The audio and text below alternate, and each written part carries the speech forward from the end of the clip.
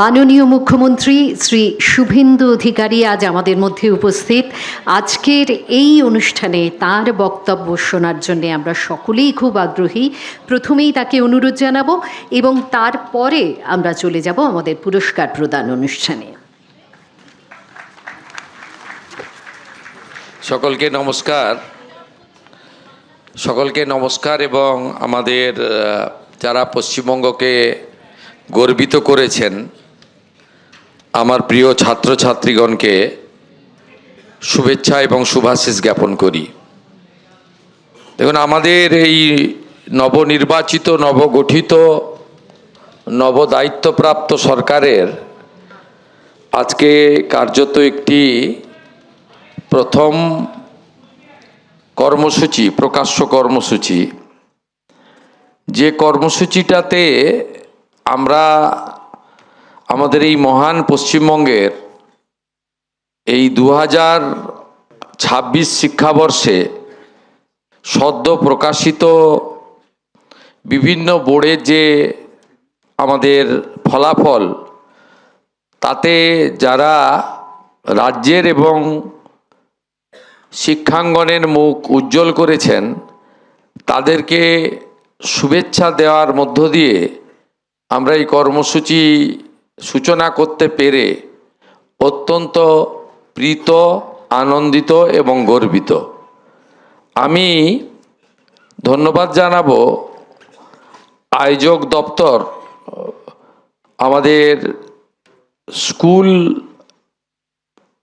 Education ডিপার্টমেন্টের যারা এর সমগ্র ব্যবস্থাপনা করেছেন তাদেরকে প্রথমে ধন্যবাদ জানাবো। আমাদের মঞ্চে উপবিষ্ট আছেন, আপনারা তার বক্তব্য শুনেছেন। অতি সংক্ষেপে তিনি খুব একটি উচ্চমানের বক্তব্য তিনি রেখেছেন।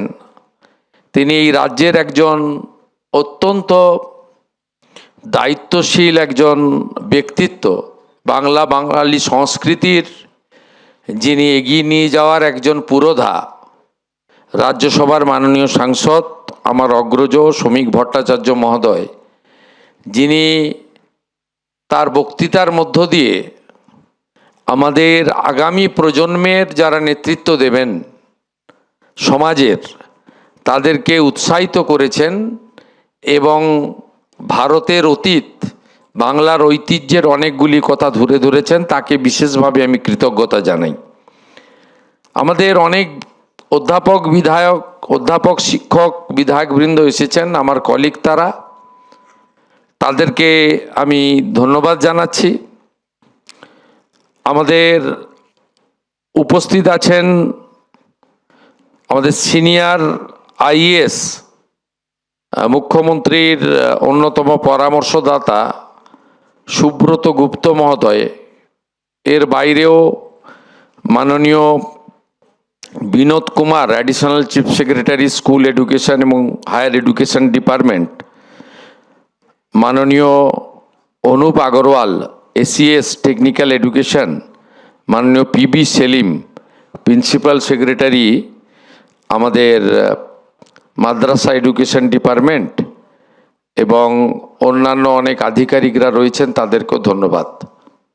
আমি কতগুলো কাজের কথা আপনাদের কাছে বলি। প্রথমেই তো আপনারা সবাই অংশগ্রহণ করেছেন, অভিভাবকরা অনেকে এসেছেন, আমার আচার্যগণ এসেছেন বিভিন্ন বিদ্যালয় থেকে, সংবাদ মাধ্যমের প্রতিনিধিরাও এসেছেন, সকলকে স্বাগত।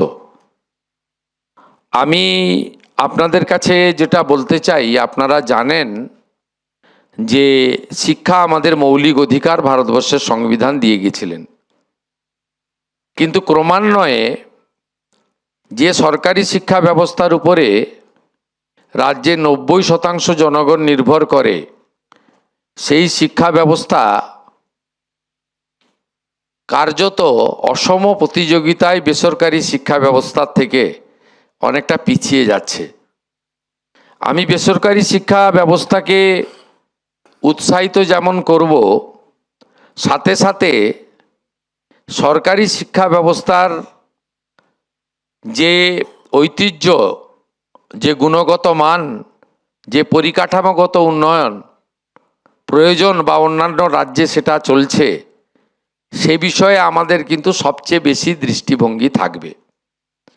আমরা প্রথমে এসেই জাতীয় শিক্ষানীতি আমাদের ভারত সরকারের মাননীয় প্রধানমন্ত্রী নরেন্দ্র মোদীজির নেতৃত্বে আমরা তাতে এই রাজ্য যুক্ত হওয়ার সিদ্ধান্ত নিয়েছি।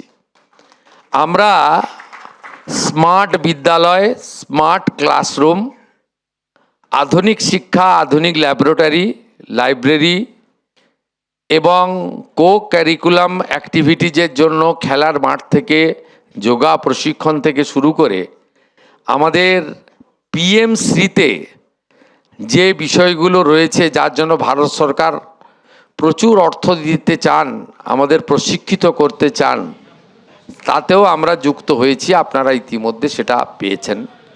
তার কার্যকরী ফলাফলও কিছুদিনের মধ্যে আপনারা দেখতে পাবেন। আমরা দেখেছি যে শিক্ষাঙ্গনগুলিকে রাজনৈতিক প্রভাব মুক্ত করা, সেই উদ্দেশ্যে বিভিন্ন বিদ্যালয়, কলেজ এবং ইউনিভার্সিটিতে যে রাজনৈতিক মনোনয়ন ছিল সেগুলো আমরা বাতিল করেছি।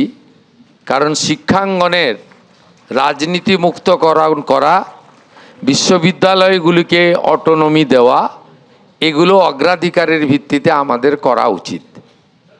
আমরা শিক্ষক, শিক্ষিকা, শিক্ষাকর্মী ইত্যাদি ক্ষেত্রে এই রাজ্যের যে স্বল্পতা, সেটা দূরীকরণ করে আমাদের শিক্ষক এবং শিক্ষিকাদের পর্যাপ্ত অংশগ্রহণের মাধ্যমে যাতে শিক্ষা ব্যবস্থা সরাসরি সুফল ছাত্রছাত্রীদের কাছে পৌঁছে দেওয়া যেতে পারে, তার জন্য আমরা উদ্যোগ গ্রহণ করব স্থির করেছি।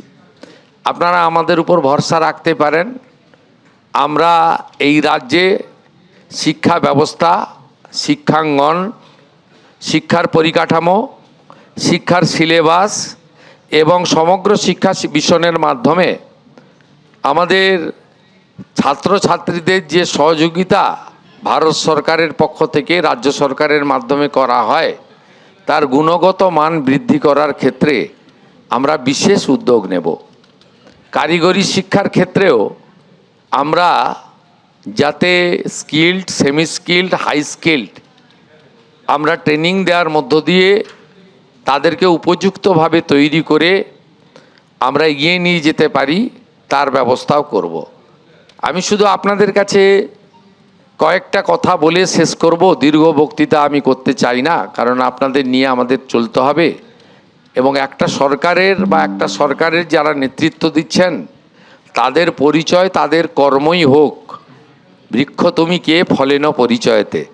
আমরা চাই কথা কম বলে কাজ বেশি করে মাননীয় প্রধানমন্ত্রী নরেন্দ্র মোদীজির নেতৃত্বে, তিনি তার মার্গদর্শনে ভারত সরকারের শিক্ষা দপ্তরের প্রত্যক্ষ সহযোগিতায় এই পশ্চিমবাংলাকে আমরা সঠিক জায়গায় নিয়ে যেতে চাই, যেটা শ্রমিক ভট্টাচার্য মহোদয় উল্লেখ করেছেন।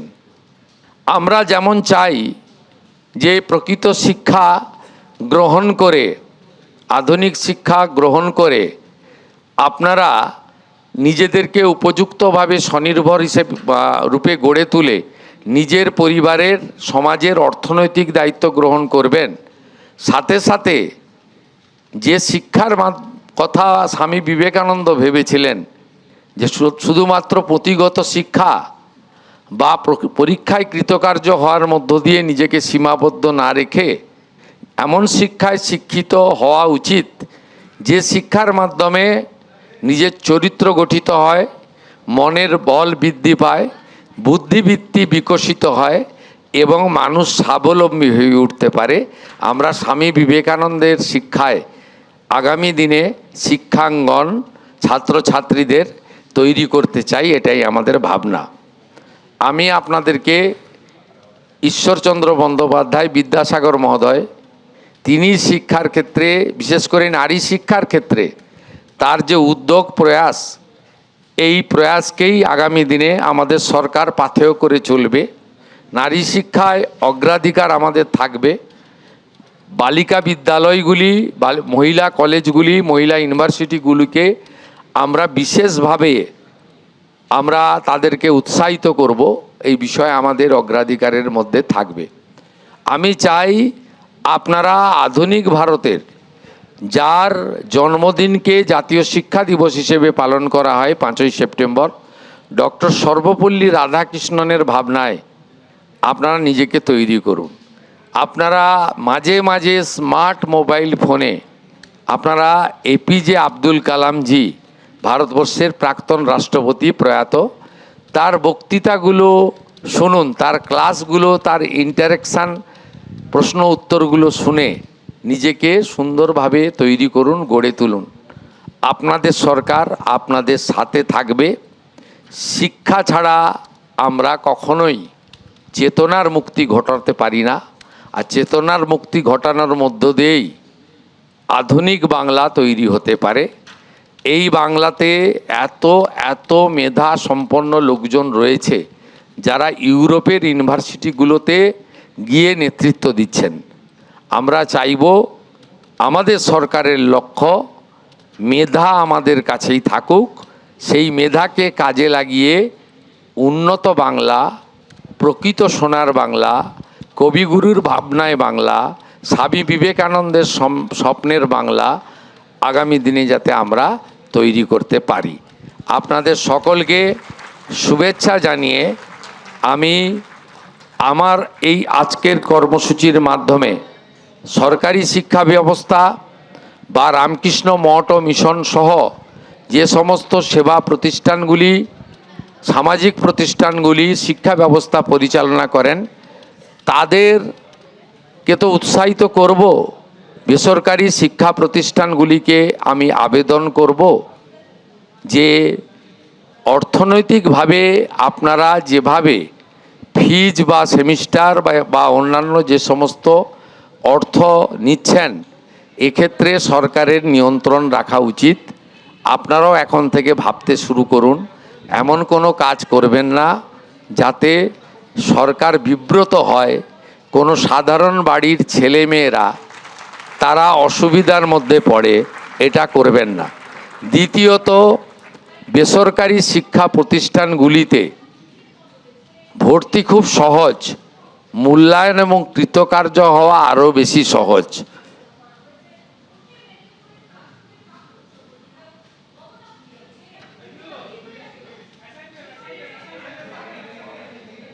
তৃতীয়ত, বেসরকারি শিক্ষা প্রতিষ্ঠানগুলিতে ভর্তি খুব সহজ, মূল্যায়ন এবং কৃতকার্য হওয়া আরও বেশি সহজ। দয়া করে মূল্যায়নের ক্ষেত্রে একটু সঠিক যত্নবান হন। মেধা অনুযায়ী তার মূল্যায়ন হওয়া দরকার রয়েছে, নইলে প্রতিযোগিতায় যখন আমাদের সরকারি শিক্ষা ব্যবস্থার ছাত্রছাত্রীরা যাচ্ছে, তারা তখন বেসরকারি শিক্ষা ব্যবস্থার সাথে অসম প্রতিযোগিতায় ছিটকে যাচ্ছে, এঁটে উঠতে পারছে না। এক্ষেত্রেও একটা সুস্থ প্রতিযোগিতা থাকা দরকার। আমরা আমাদের সাথে এবারে অনেক শিক্ষক, অনেক অধ্যাপকরা বিধায়ক নির্বাচিত হয়ে এসেছেন।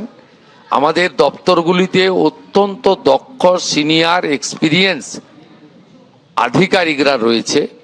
আমরা একসঙ্গে সবাইকে নিয়ে ভয়কে করব আউট, ভরসাকে করব ইন, আমরা ভালো করব।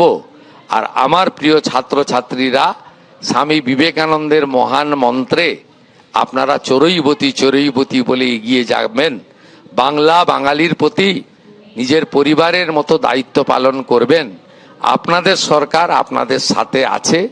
আজকেই ক্যাবিনেট সিদ্ধান্ত নিয়েছে সমস্ত ধর্মীয় ভাতা বন্ধ করে বিবেকানন্দ মেরিট স্কলারশিপ যোজনা চালু করবে। ওই অর্থে আমাদের অর্থনৈতিকভাবে দুর্বল সমস্ত ছাত্রছাত্রী, বর্ণ ধর্ম নির্বিশেষে, দলমত নির্বিশেষে, তাদের অভিভাবকরা মুখ্যমন্ত্রীর দপ্তরে, শিক্ষা দপ্তরে যোগাযোগ করবেন। বন্ধ হয়ে যাওয়া বিবেকানন্দ মেরিট স্কলারশিপ যোজনা আজ থেকেই চালু হলো এবং আপনাদের পড়াশোনার ক্ষেত্রে উচ্চ শিক্ষার ক্ষেত্রে, আধুনিক শিক্ষার ক্ষেত্রে অর্থ কোনো বাধা হয়ে দাঁড়াবে না, এটা রাজ্যের মুখ্যমন্ত্রী হিসেবে আমার নেতা রাজ্যসভার সাংসদ শ্রমিক ভট্টাচার্যকে সাক্ষী রেখে আপনাদের কাছে আমি ঘোষণা করে গেলাম। সবাই ভালো থাকবেন। ভারত মাতা কি। আন্তরিক ধন্যবাদ জানাই মাননীয় মুখ্যমন্ত্রী শ্রী শুভেন্দু অধিকারী মহাশয়কে। এবিপি আনন্দ, এগিয়ে থাকে, এগিয়ে রাখে।